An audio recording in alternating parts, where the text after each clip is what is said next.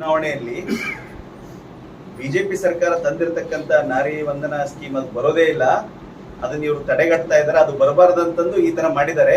ಅವ್ರಿಗೆ ಅಷ್ಟು ಮಾಡ್ಬೇಕಂದ್ರೆ 2011 ಸ್ಕೀಮ್ ಅಲ್ಲಿ 2011 ಸೆನ್ಸಸ್ ಅಲ್ಲಿ ಮಾಡ್ಬೇಕಾಗಿತ್ತು ಅಂತ ಇದೇ ಖರ್ಗೆ ಅವರು ಹೇಳಿದ್ದಾರೆ.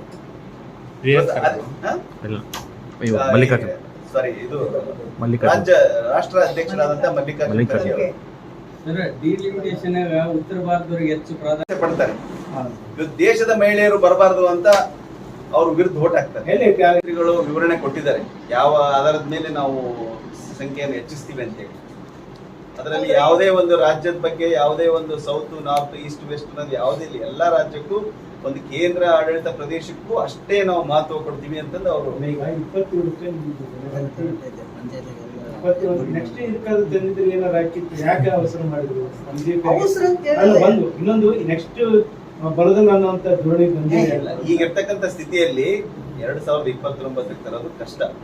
ಅದಕ್ಕೆ ಅವರು ತರೋದಕ್ಕೆ ಇದನ್ನು ಮಾರ್ಪಾಡು ಮಾಡಕ್ಕೆ ಪ್ರಯತ್ನ ಮಾಡಿದ್ರು. ಕಾಂಗ್ರೆಸ್ ಇದನ್ನು ಮುಚ್ಚಕ್ಕೆ ಪ್ರಯತ್ನ ಮಾಡಿದ್ರು.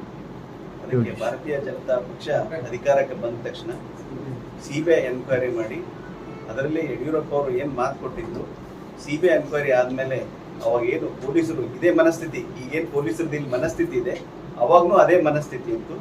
ಇವತ್ತು ಸತ್ಯ ಹೊರಗೆ ಬಂದಿದೆ.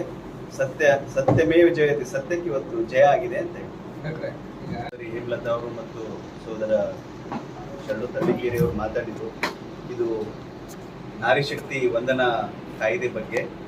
ಇವತ್ತು ಕಾಯ್ದೆ ಯಶಸ್ವಿ ಆಗ್ಲಿಲ್ಲ ನಿನ್ನೆ, ಬಟ್ 2023ರಲ್ಲಿ ಇದನ್ನು ಯಶಸ್ವಿಯಾಗಿ ಲೋಕಸಭೆಯಲ್ಲಿ ಮಂಡನೆಯಾಗಿ, ರಾಜ್ಯಸಭೆಯಲ್ಲಿ ಮಂಡನೆಯಾಗಿ ಪಾಸ್ ಆಗಿತ್ತು.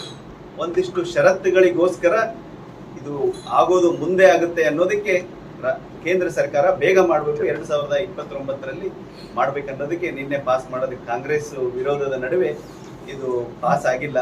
ಬಟ್ ಈ ಲೋಕಸಭೆಯಲ್ಲಿ ಮಂಡನೆ ಆಗಿರೋದು ಇದು ಮೊದಲನೇ ಬಾರಿ ಅಲ್ಲ. 1996ರಲ್ಲಿನೂ ಮಂಡನೆ ಆಗಿತ್ತು, ಅವಾಗ್ಲೂ ಕಾಂಗ್ರೆಸ್ಸೇ ವಿರೋಧ ಮಾಡಿತ್ತು.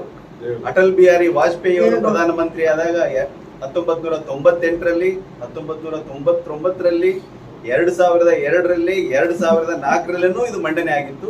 ಆವಾಗ್ಲೂ ಸಹ ಕಾಂಗ್ರೆಸ್ ವಿರೋಧದ ಮಧ್ಯೆ ಇದು ಪಾಸ್ ಆಗ್ಲಿಲ್ಲ. ಇದು ಕಾಂಗ್ರೆಸ್ನ ಇತಿಹಾಸ ಇದೆ ಇದನ್ನು ವಿರೋಧ ಮಾಡೋದು. ಬಟ್ ಏನವರು ಶರಣು ತಳ್ಳಿಕೇರಿಯವರು ಹೇಳಿದ್ರು, ಮಹಿಳೆಯರನ್ನ ಒಂದು ಮತ ಬ್ಯಾಂಕ್ ಅನ್ಕೊಂಡು 2,000 ರೂಪಾಯಿಗೆ ಅವ್ರನ್ನ ಮೀಸಲಾಗಿಟ್ಬಿಟ್ಟಿದ್ದಾರೆ. ಇವತ್ತು ನಿಜವಾಗ್ಲೂ ಇದು ಖಂಡನೀಯ.